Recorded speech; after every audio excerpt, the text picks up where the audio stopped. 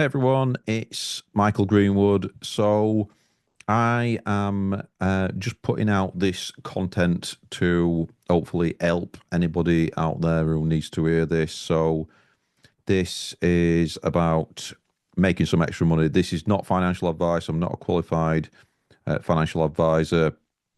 So quick disclaimer, I'm not qualified to give advice on money or anything like that.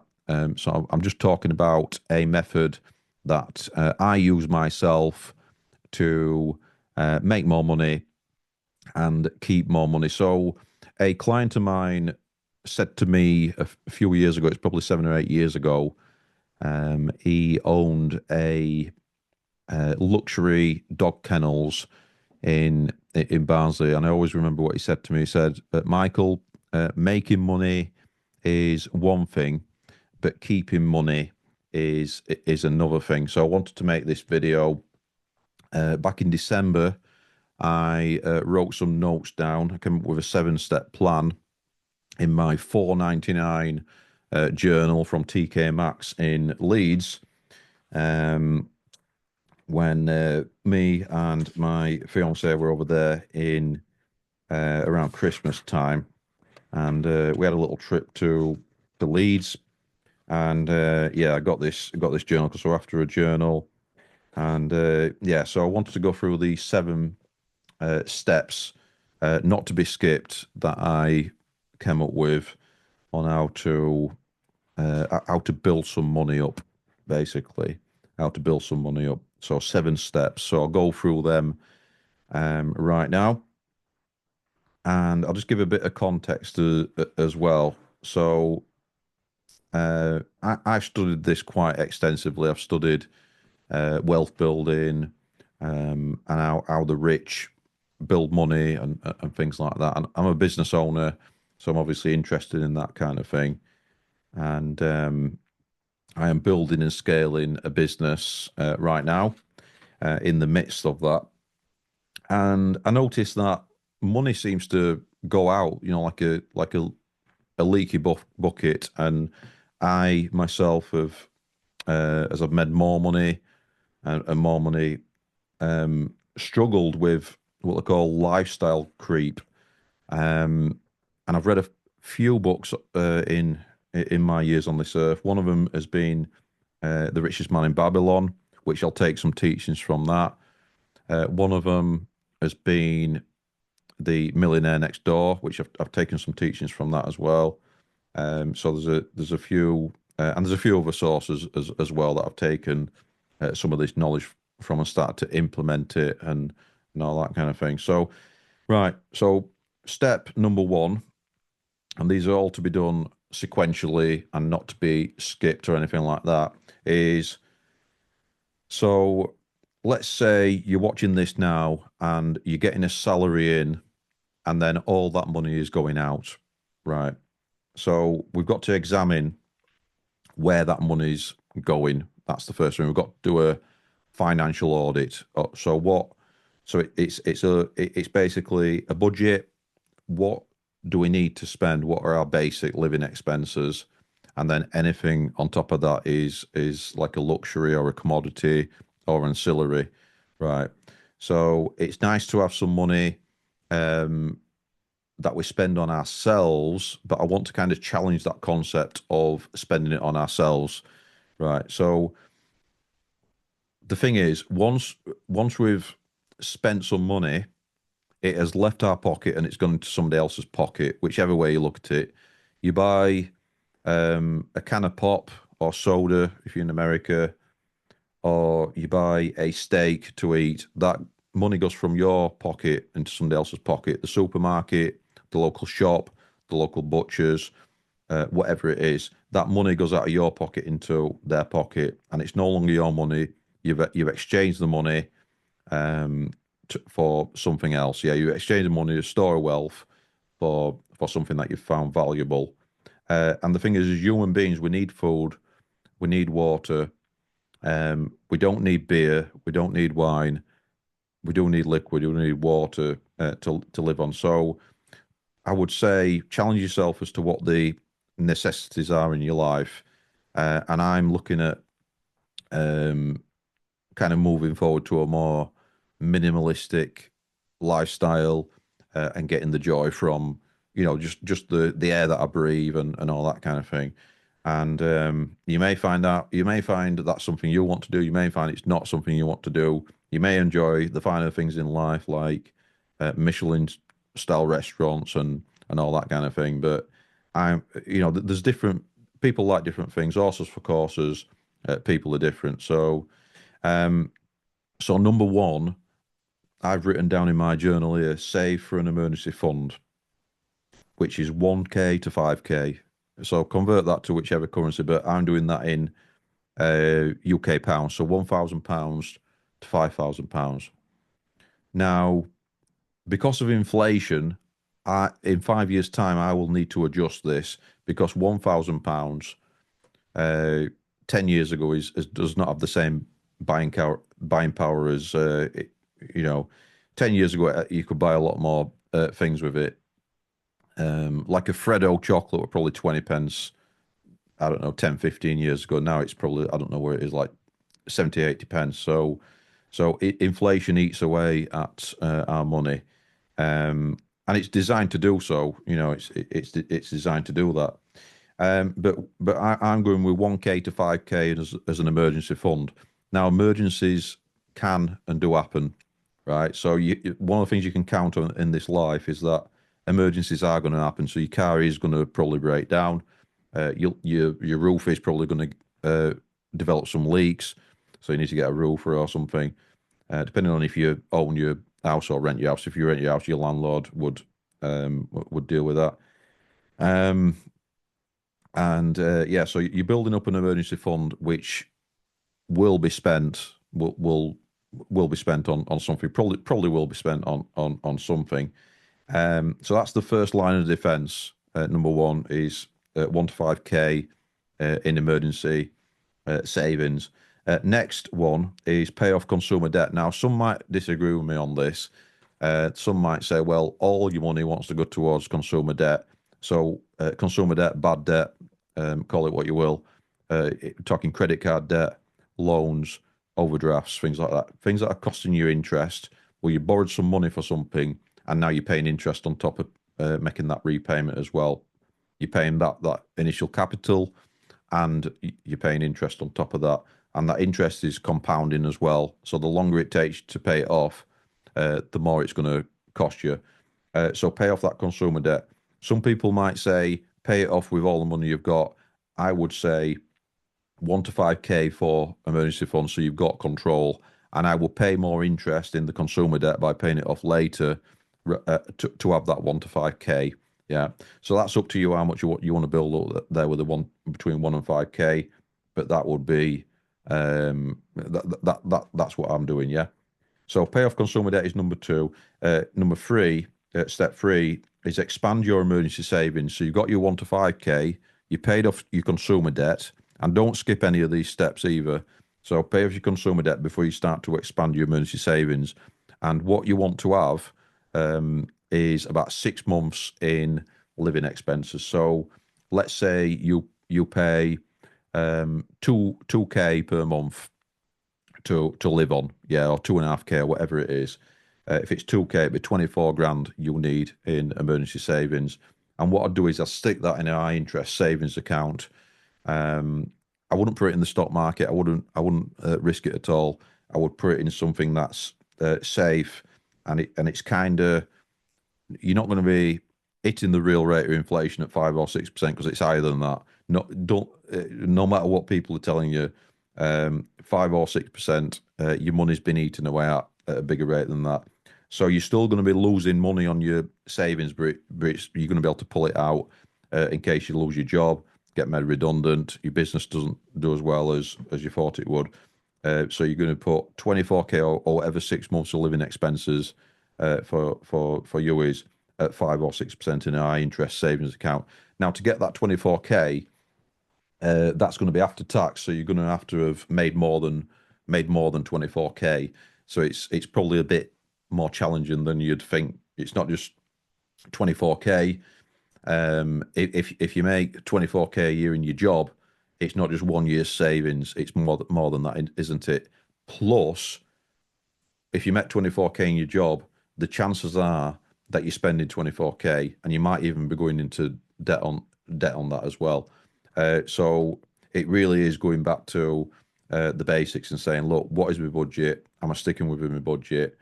And how much out of me money am I mean, it might take you longer to get 24k than what you think. And I'm not making this content to try and get you into a state where you're thinking there's no point in doing it. There's always a point in doing it, and taking baby steps and chipping away at this is a good idea.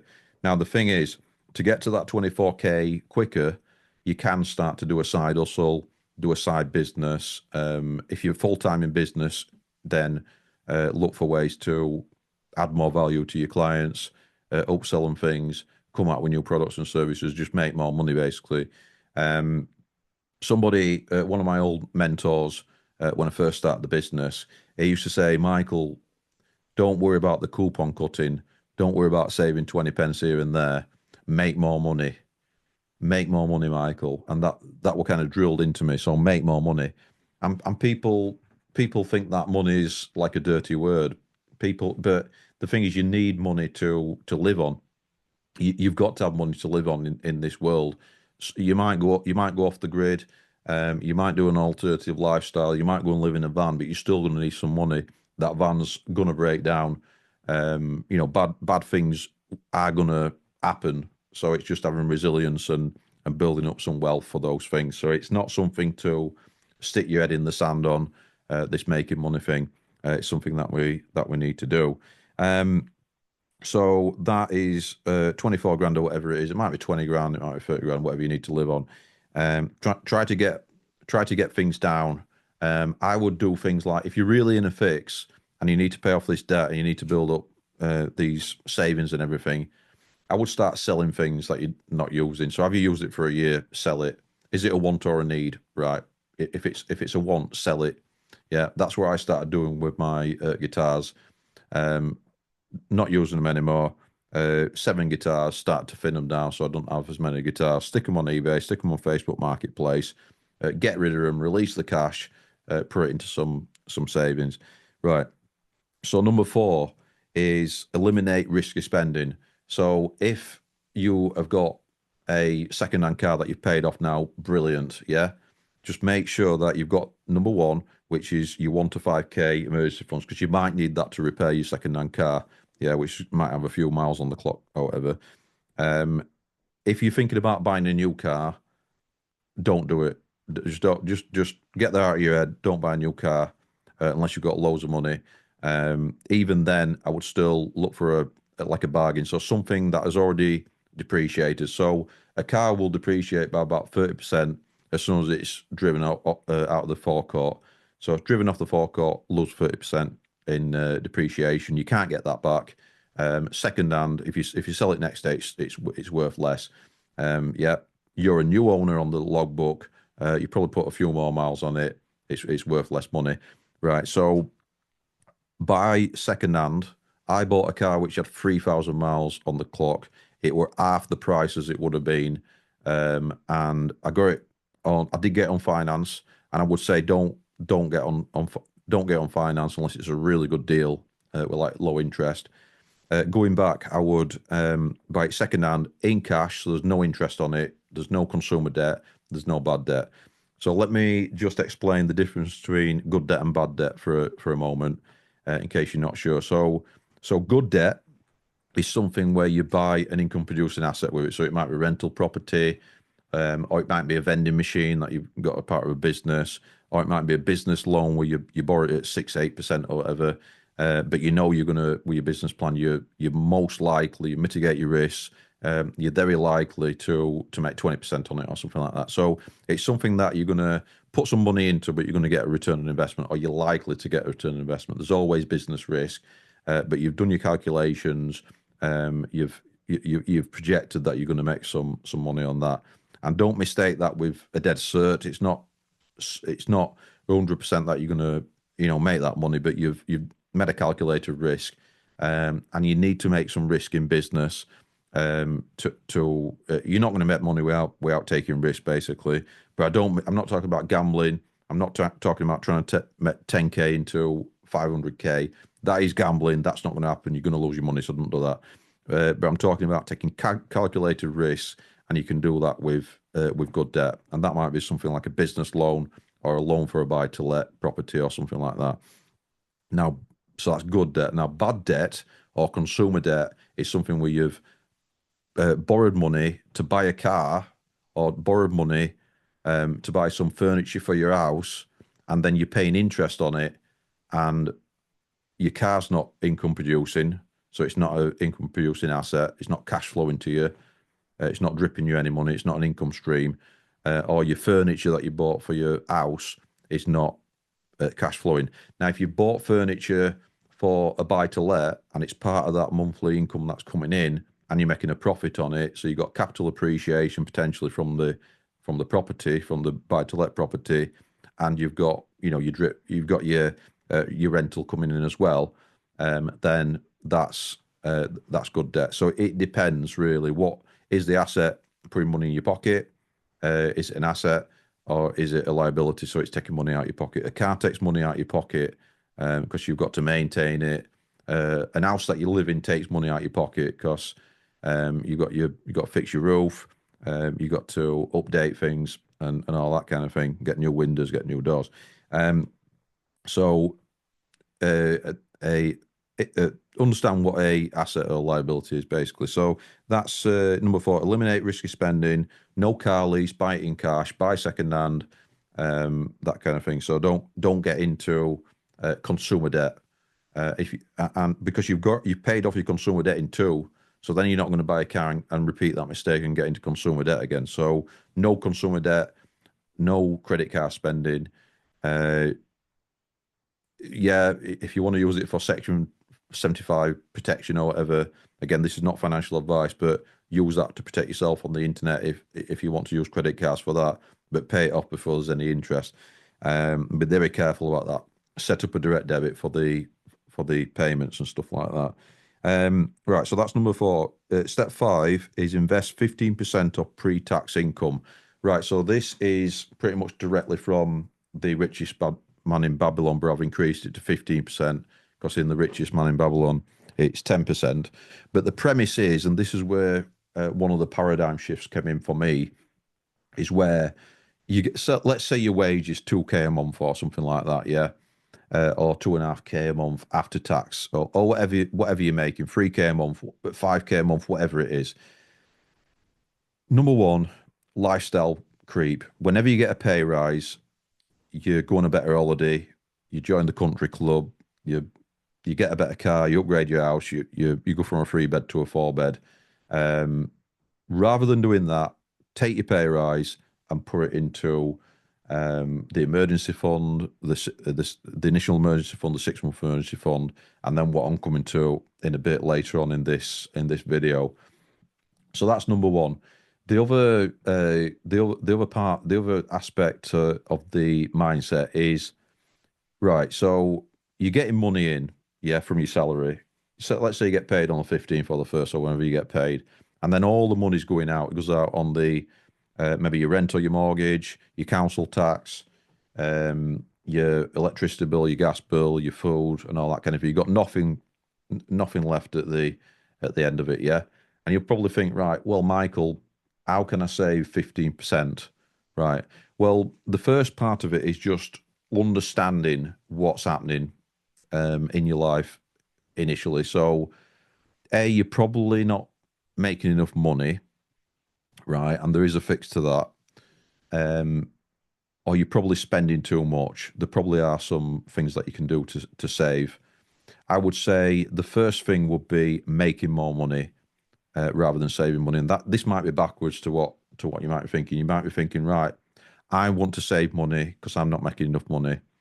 But if you're going to spend 4 hours trying to save £50, then you're only making you're not making much, are you? You know, with that. So you're saving like £12.50, £12.50 an hour. You know, if you spend 4 hours trying to save £50, so you coupon cutting, you're phoning up your broadband trying to save some money.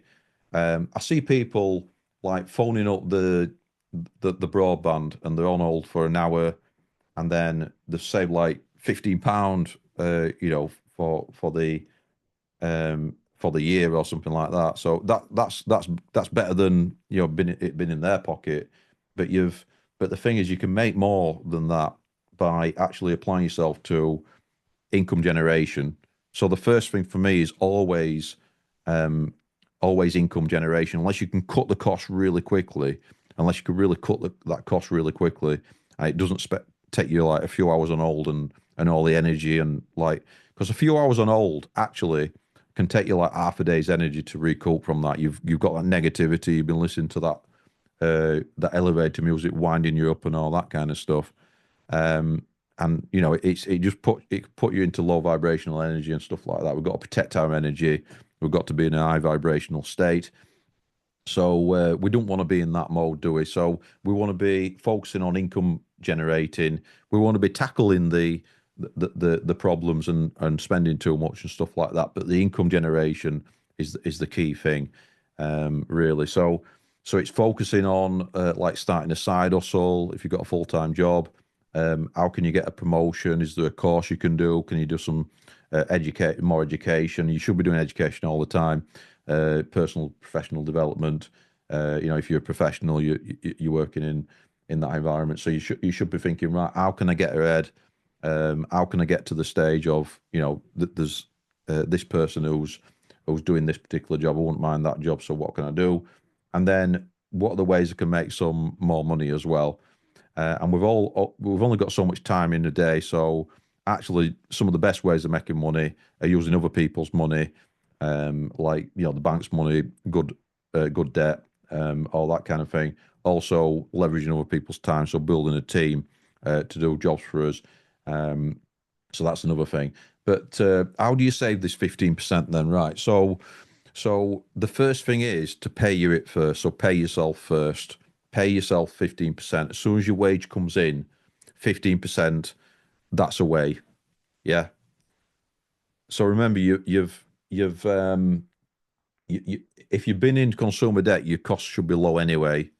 Right. So this is one of the key things. So if you've done the second step, and you shouldn't skip any steps with this, you should have paid off your consumer debt. So your cost of living should be lower anyway. I know things go up and things like that, but if you're in a job where the wages should be going up as well and all that. I know it's not always the case. They go up by 2%, your cost of living goes up by 10%. It's not great, but either way, you've got to make more money. You've got to make more money, or you're not going to be able to do this. So making more money,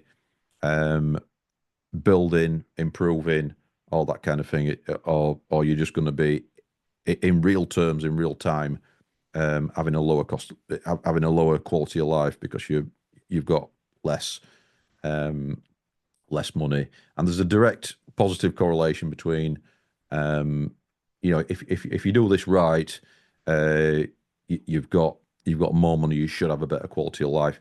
There's kind of a fallacy or self-limiting belief that you might have saying, "Oh, I'd rather be happy than rich, or rather be happy than have money." But I think we all would agree that you need a buffer, you need a nest egg, you need a certain amount of money to alleviate the stress and worry of not having as much money. You don't want to be hand to mouth. So we'll all agree that you don't want to be hand to mouth. We'll all agree, I think, that you don't want to be in debt. You might not want to get rich. That's absolutely fine. That's not what this video is about. It's about building up an emergency fund and then getting to a point where you've got enough money coming in to have time freedom as well. Sometimes for a lot of people that only comes in retirement. You know, you can actually do that before you can retire early and things like that, depending on your goals and everything. Or have the option to retire early. You know, some of us like to, you know, some people like to keep working, and you've got that choice to work then. Right, so invest 15% pre-tax income. Pay yourself first is the number one rule to this. Because look, when the energy company wants the money for the electricity or gas, you find that money, don't you? And that goes out, yeah. But we don't find the 15% to pay ourselves first, and that's a problem. So we need to pay ourselves first, and then find the money for the rest, and then that usually makes us make some more money. Yeah, increase our earnings that we make. So that's the thing. Um, and it's possible. It's possible, to pay yourself first and do that. You just got to kind of put your mind to it. Whatever you focus on. If you say it's impossible, then it will be impossible because whatever you believe in your mind, that'll come out in your actions. So if you say it's impossible, it will be impossible. But if you say nothing's impossible, anything's possible that I put my mind to it, then it will be possible. You'll find a way to do it. So I'll leave that to you to find a way. But the method is when you get paid, 15% of that goes into an account that you never touch, that you never spend. This is the key. So step one, you might or you probably will spend that emergency fund 1 to 5K on repairing your car or whatever. But this at number five, step five, invest 15% pre-tax income. That's to never spend. So that money's going to build and compound and grow, and the interest is going to be reinvested into that basically. And then eventually you can use some of that, to live off as well, and that can supplement your income. But yeah, 15%. In The Richest Man in Babylon talks about 10%. I'm upping that to 15%. We want 15%. That's point five. Point six is check your accounts every day. So this is something that I started doing. Check your bank accounts every day. This means that you're more in control of it's more top of mind. You're more in control of your cash flow. If there's any, have you ever signed up to one of those free trials and then they take your card, your bank card or whatever, and then it starts coming out and you've not realised, and it's 6 months later, you only just check your account, all right, and then you've not been using that app or whatever you did or whatever. That's annoying. So avoid things like that. So you're in control daily of your cash flow. As business owners, I promise you, we check our account every day. We check our bank accounts every day. We want to know if we've been paid, so we can do the credit control thing. We want to know what's gone out. We want to know if we've been overcharged with direct debit. We need to be in control of cash flow. Very, very important. So checking your accounts every day is a good practice. Something that I do every day or a few times a day, actually. So number 7 is get to a point where you can you can have enough money coming in, cash flowing in, where you don't have to work for it, as in passive income, where you can all your basic living expenses are covered. And this is one of the financial goals that a lot of people have got. And so it goes back to whatever your after-tax living expenses are. So let's say that's 24 grand a year or 50 grand a year or whatever it is for you, 30 grand a year, 35 grand a year.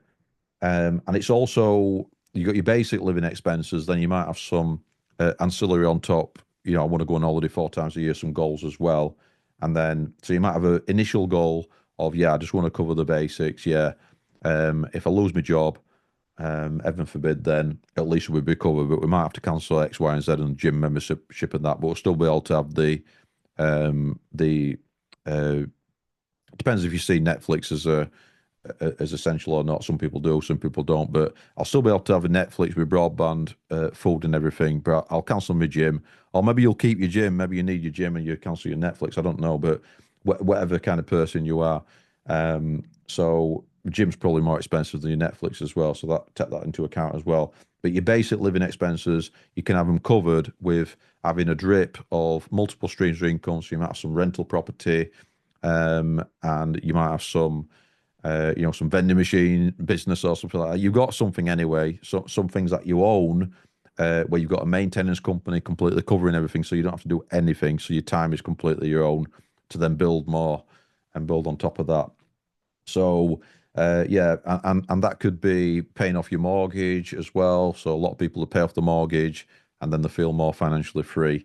So that's another one as well. So getting to a point where you've got your income coming in, that isn't earned income. That's the key point. So back to this thing about you've got income producing assets where you acquire an asset.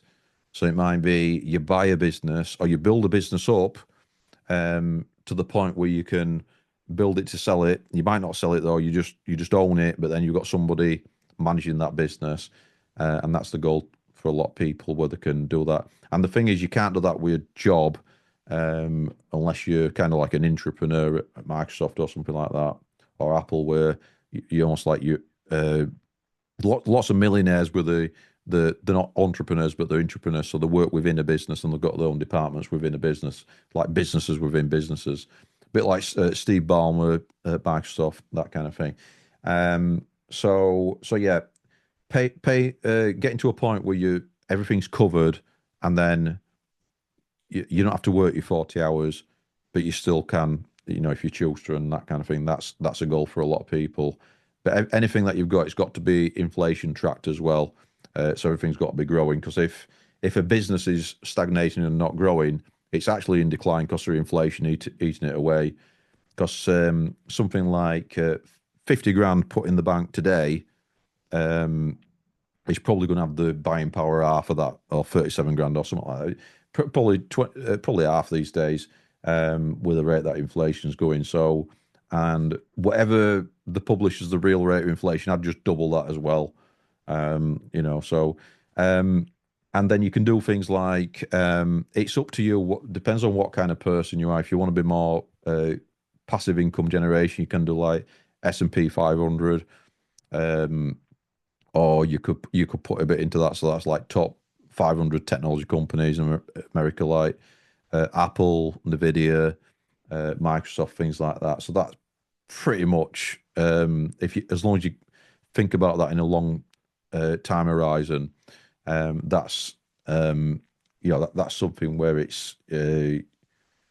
it goes up basically. It'll go down short term. It's just gone down recently. But if you think in terms of like 10 years at least at time horizon.